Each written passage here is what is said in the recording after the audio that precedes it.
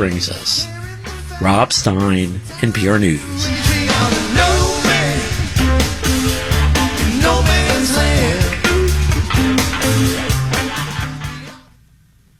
Marketplace is coming up next here on WNYC. In the river transport industry, labor force issues can make it hard for businesses to grow. We've really been focused on life on the boat and how we can best attach work-life balance to living at work. How one barge business is navigating a workforce that won't stick. That is coming up next on Marketplace here on WNYC. 70 degrees right now. We're expecting a steady temperature overnight with mostly cloudy skies. Tomorrow it's going to be partly sunny and getting hot again with a high of 86. It's 6:30.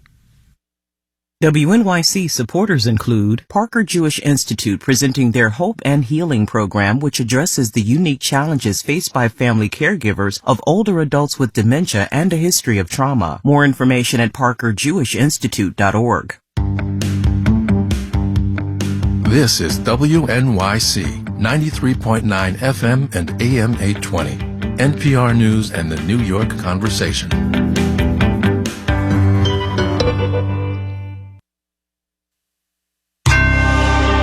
Marketplace is supported by Grammarly, offering Grammarly Business to help companies large and small communicate better and move faster with enterprise-grade generative artificial intelligence. Learn more at Grammarly.com/business.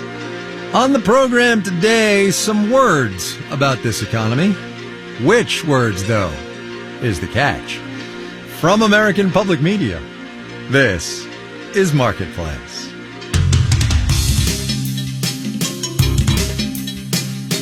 Marketplace is supported by Alteryx. The Alteryx Analytics Cloud Platform now features ADIN, where generative AI meets trusted analytics. More at alteryx.com. And by Raymond James, tailored wealth management, banking, and capital markets solutions for clients' unique needs. Disclosures at raymondjames.com.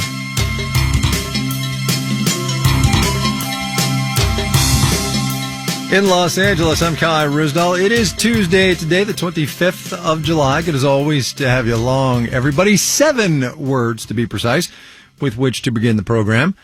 S&P, CoreLogic, Case, Shiller, Home, Price, Index. It's a mouthful, I know, but it is kind of the benchmark for home prices in this economy.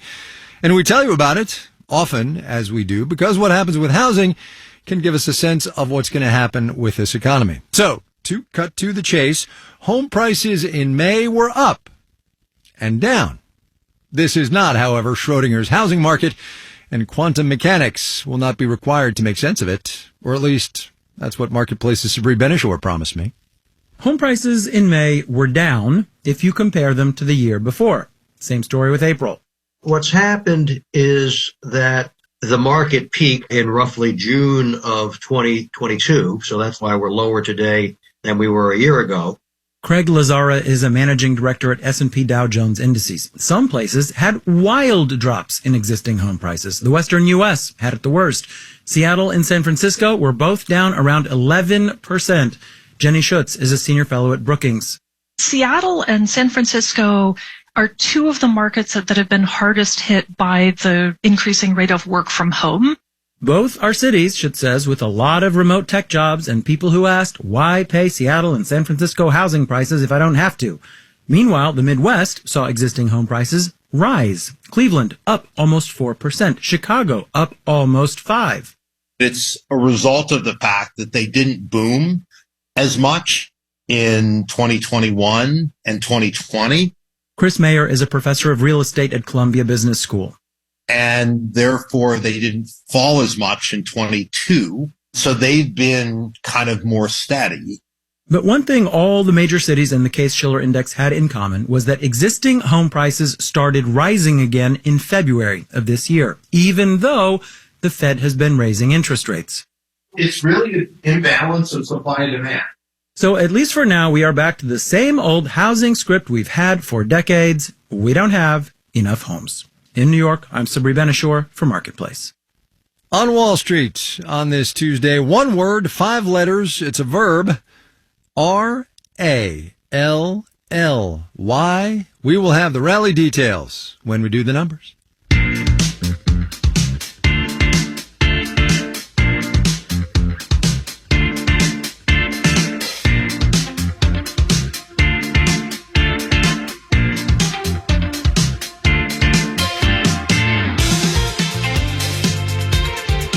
Every year, hundreds of millions of tons of freight move up and down the Mississippi River, most of it on barges, usually stable and safe and reliable. But just as we are dealing with the increasing day-to-day realities of climate change, see also the temperature, so too are our rivers. So we got our barge and river infrastructure guy on the phone. Austin Golding is the CEO of the family business Golding Barge Lines in Vicksburg, Mississippi. Austin, good to talk to you. How are you? Hey, Kai, doing great. How are you doing today? I'm all right. Let's just climb into this thing since you and I have done this a zillion times. First of all, as always, how's business at Golding Barge Lines? Our business is going great. We've actually seen an uptick in demand for our services and volumes this year. And we've seen a pretty good balance of equipment versus volume on the liquid side. And on the aggregate and raw material side, it seems to be pretty steady also. There's a lot of economic activity in our area of the world, and both of those materials and the movement of those materials seems to be in demand right now. Not to put you on the hook, but play a little Jay Powell for me. Do you see an economic slowdown in the next 6 to 12 months? Well, Kai, I think you're asking the right guy when you're asking a towboater from Vicksburg, Mississippi. So let me give you the hard, cold, short and sweet on it. But no, I think that there probably is some more pullback to be had. I mean, I can tell even in the pricing of our equipment, the pricing for new equipment and the pricing for repair on that equipment has to come down.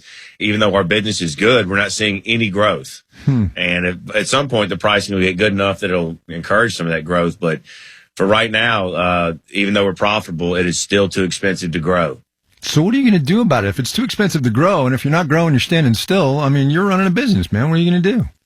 Well, I really think, in the short term, we're still focused on our human issues. We're so cyclical, Kai. Wow. Our workforce will not stick with us through those down cycles. And we don't treat them the best, really. We stagnate wages. We lay people off. We start back with less experienced people from the beginning. So we need a little equilibrium. We need a couple years to try to get our feet underneath us and grow our talent. It's funny. You and I have been talking for, I don't even know how many years now. And I think every time labor force comes up from you. Yes, absolutely. I have a number of ideas as to why we're here. And I think that the quick answer that we've had as an industry is to just increase wages. I mean, our wages are as high as they've ever been.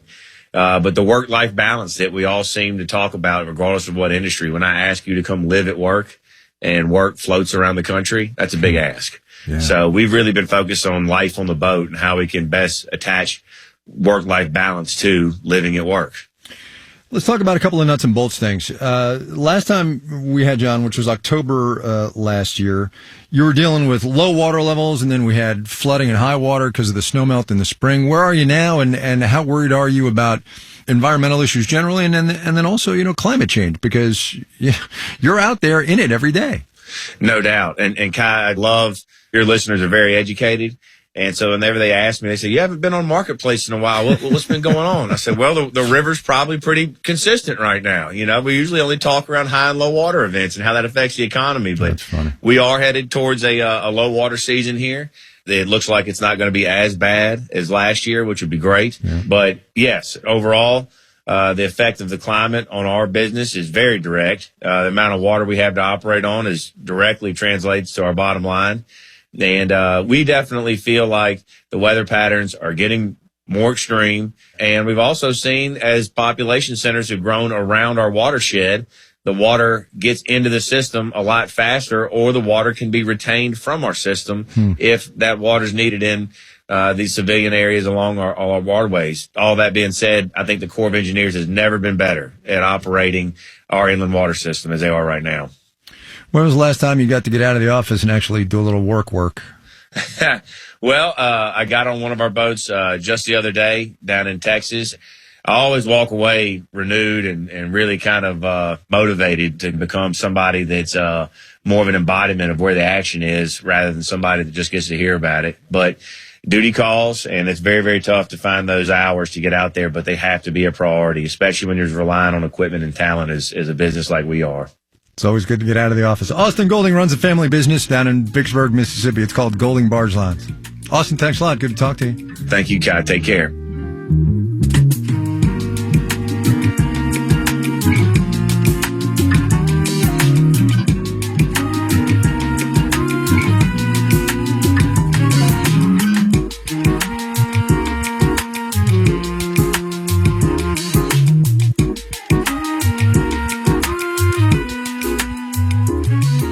Reserve started its 2-day interest rate setting meeting today, press conference tomorrow, which is why we were talking yesterday about something Jay Powell and a whole bunch of other Fed officials have been saying a whole lot lately. Monetary policy affects economic activity with long and variable lags. The famous long and variable lags. Long and variable lags. Long and variable lags. Long and variable lags. And we gave you yesterday the long and variable lag origin story.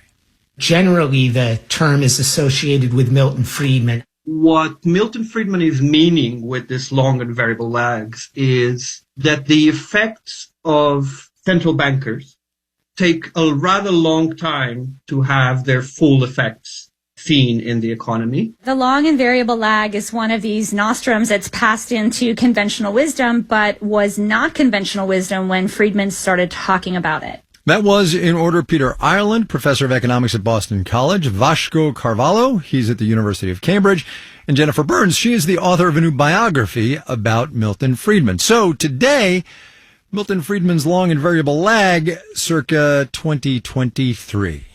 First, though, a little bit of history. In 1961, Friedman wrote a journal article called The Lag and Effect of Monetary Policy. We will spare you the details, but the TLDR is that Friedman said it can take a long time for monetary policy action, like raising or lowering interest rates, to work its way through the economy. Now, it turns out that about 10 years later, Friedman wrote another paper and found that, in fact, it can be up to 2 years before the full effects are found on inflation. 2 years. And you got to remember that back then, There actually used to be a long and variable lag between the Fed doing something and people knowing what it had actually done. there was no announcement when the Fed changed interest rates. There was no press conferences. These were secret meetings, and you might find out 6 months later what happened. Surprise. So that's one difference from today. Here's another one. You should really think that Friedman is like being a hero in a very data-poor environment. Economists today have way more data, way more tools than Milton Friedman had.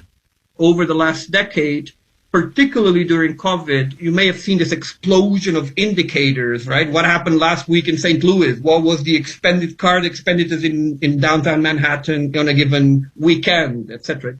We've talked about this. Economists today can look at credit card transactions, hotel occupancy rates, other high-frequency indicators, they're called, to track the economy almost in real time. Some people find longer lags, some people find shorter lags, and I think it's fair to say that the evidence is mixed. And while economists do understand much better than, say, what Milton Friedman was writing, these transmission mechanisms of how exactly monetary policy eventually, goes into every crack in the economy is not still well understood. And that gets us back to Jay Powell and the Federal Open Market Committee trying to decide whether to keep raising interest rates, by how much, and for how long. I think what the concept of the long and variable lag does is tries to orient policymakers to a clear and consistent path, rather than one that's too responsive to quarterly information about how the economy is doing. The other thing it does, even 60 years on, is gives the Fed some cover to say, we just don't know yet. There was an old literature that made those lags out to be fairly long. That's Powell in a press conference last November when year-over-year inflation was running at 8.2%, and he had just raised interest rates for the 6th time in a row, and then he went on. There's newer literature that says that they're shorter. And, the truth is we don't have a lot of data of inflation of this high in what is now the modern economy. And here he is just last month when the Fed skipped a rate hike. It's sort of standard thinking that monetary policy affects economic activity with long and variable lags. Of course, these days, financial conditions begin to tighten well in advance of actual rate hikes. You could say that monetary policy works with long and variable lags has become shorthand for, hey, we're not sure exactly how things are going to play out, but we're doing our best with the data we've got. Historian Jennifer Burns gets the last word on all this. That being said, I think Friedman would agree that one has to stick with a policy and let it work its way through the system. And so to the extent that the long and variable lag gives the Fed some cover to do that, I think he would appreciate and understand that. Chair Powell takes the podium tomorrow at 2:30 Eastern. He is always punctual, by the way. We'll see what he says about interest rates and those long and variable lags.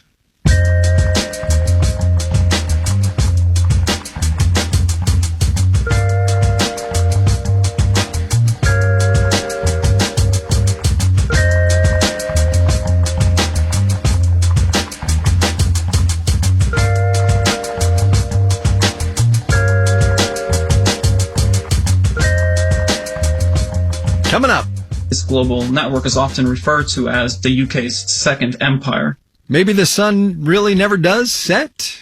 But first, let's do the numbers. All righty, here you go. On a Tuesday, Dow Industrial's up 26 points, less than a 10%, really flattish. Ended things at 35,438. The Nasdaq up 85 points, about 0.6%, closed at 14,144. The S&P 500 grew about 12 points, 0.3%, finished at 45 and 67, 4567 if you're paying attention.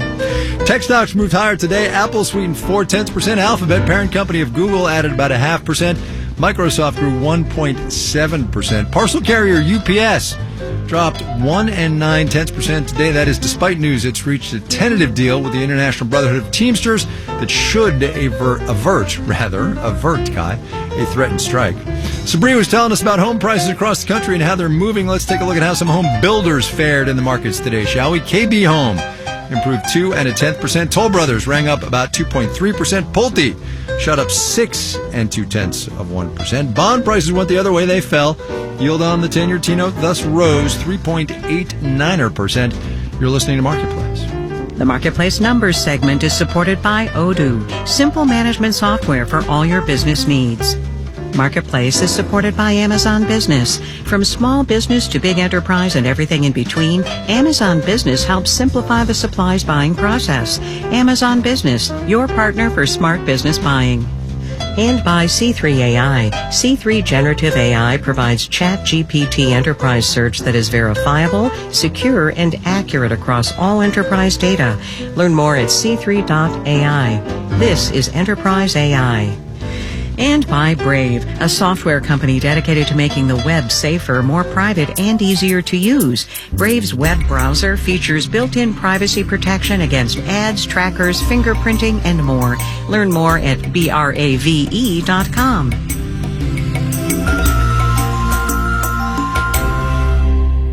Support for WNYC comes from 59E59 Theaters, presenting the Negro Ensemble Company's Unentitled. Tempers boil over as a black family debates selling their Hamptons home in this tense drama. Now through August 6th. Tickets at 59E59.org. If you are one of the thousands of listeners who support WNYC with a financial contribution, thank you. It's possible that your employer participates in a workplace matching gifts program, which could double or even triple your support. To find out if your donation can be matched by your employer, just visit our easy search tool at wnyc.org/match. And thank you.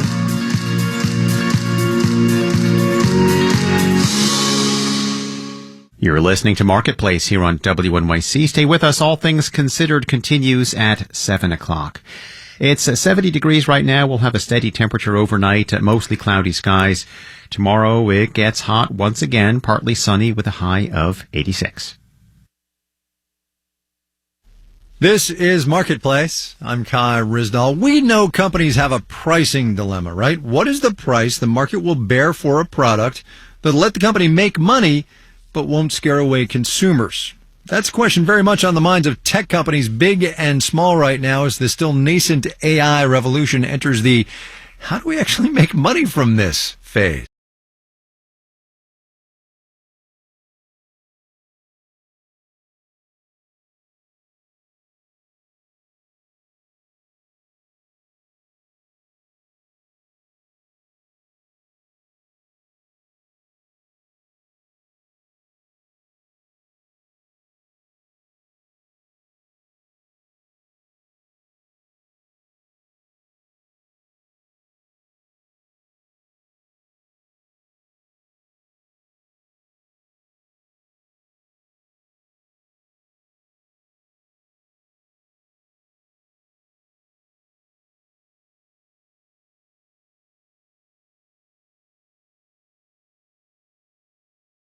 With ChatGPT and Google Bard, we do think that the enterprise is the greater opportunity overall.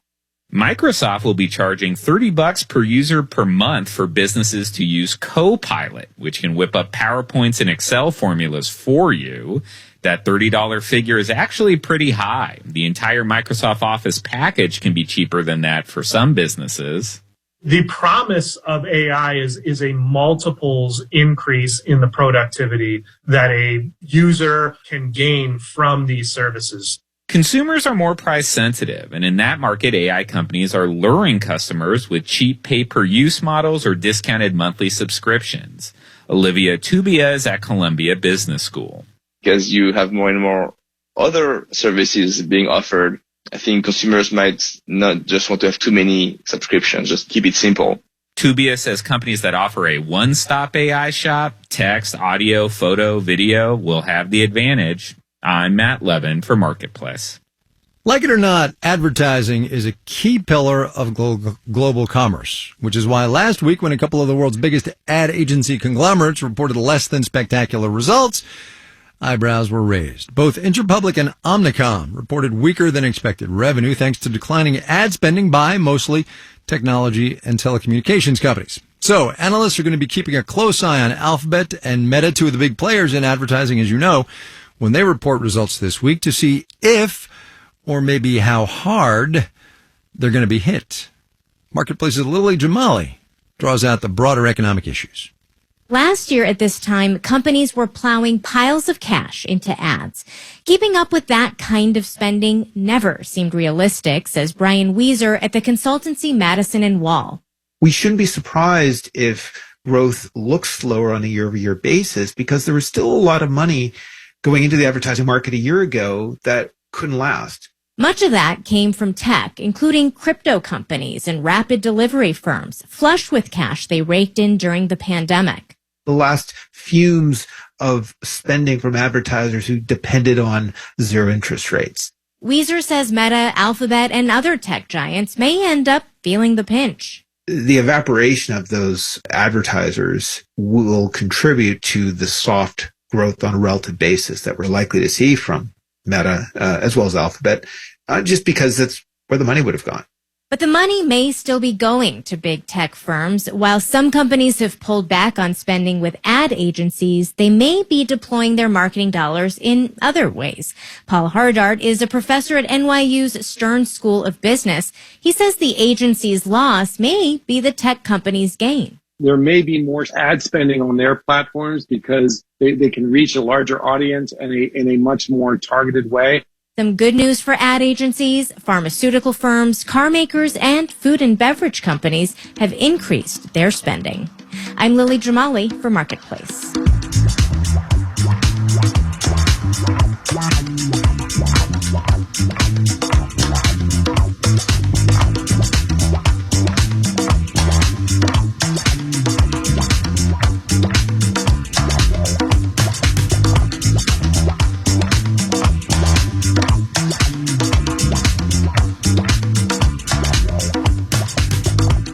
The stipulation, by way of setting up this next story, is that nobody actually likes to pay taxes. Most of us do pay, of course, but big corporations and the wealthy have both the means and the motive to do what they can not to pay. And a report out today by a group called Tax Justice Network over in the UK says global tax receipts over the next decade are going to be $4.7 trillion lower than they should have been thanks to tax dodging, and that the current work to change that just isn't working.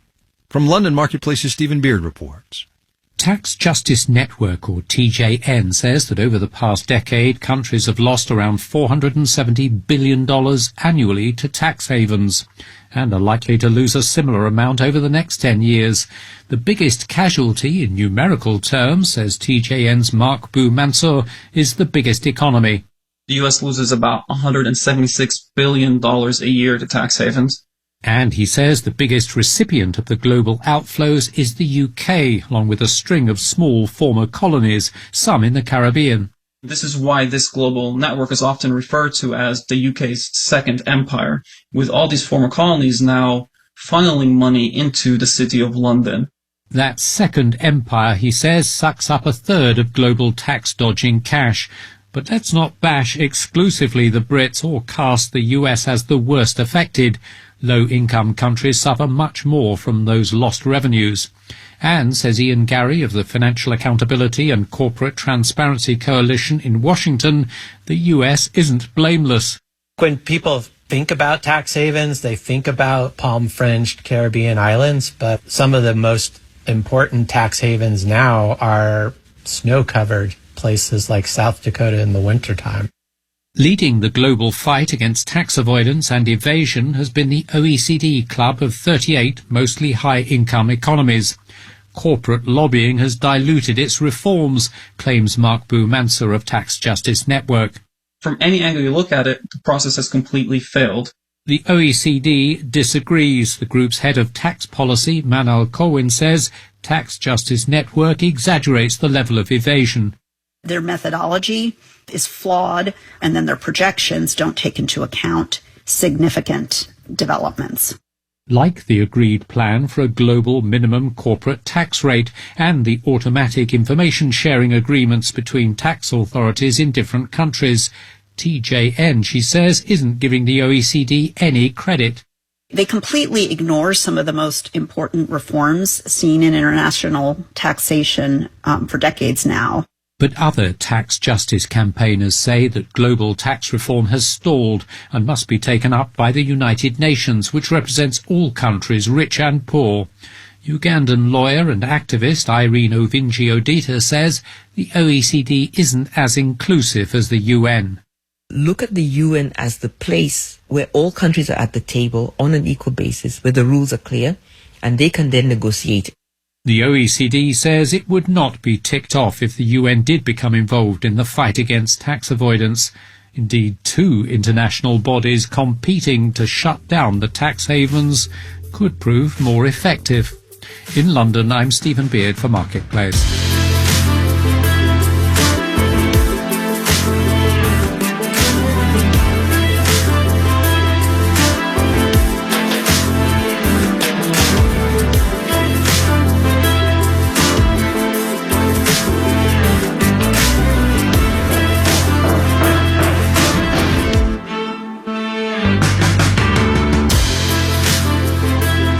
This final note on the way out today, it's another one for the, maybe there is going to be a soft landing file. From the Conference Board today, another reading on consumer confidence.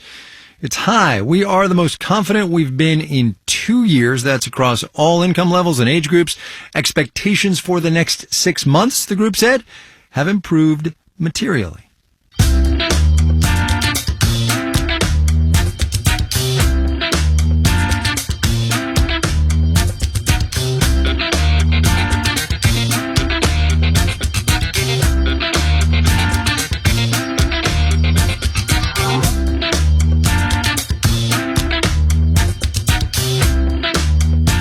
Marketplace is supported by Indeed, a hiring solution that helps businesses attract, interview, and hire candidates in one place. More at Indeed.com/hire. And by the new Glassdoor app. Professionals can now join real anonymous conversations within their company, industry, and communities and get answers about careers on Glassdoor. All right, here's your moment of economic context on the way out. Kind of a follow-on to that consumer confidence thing. Also, a nod to the high-frequency data thing I mentioned in the long and variable lag piece. New data out from Visa today in its earnings call. Payment volume, the company says, which is a fancy way to say how much we're using our cards, was up 9% in the quarter ended in June. Our digital and on-demand team includes Carrie Barber, Dylan Miettinen, Janet Wynn, Olga Oxman, Ellen Rolfes, Virginia K. Smith, and Tony Wagner. Francesca Levy is the Executive Director of Digital and On Demand. I'm Kai Risdall. We will see you tomorrow, everybody.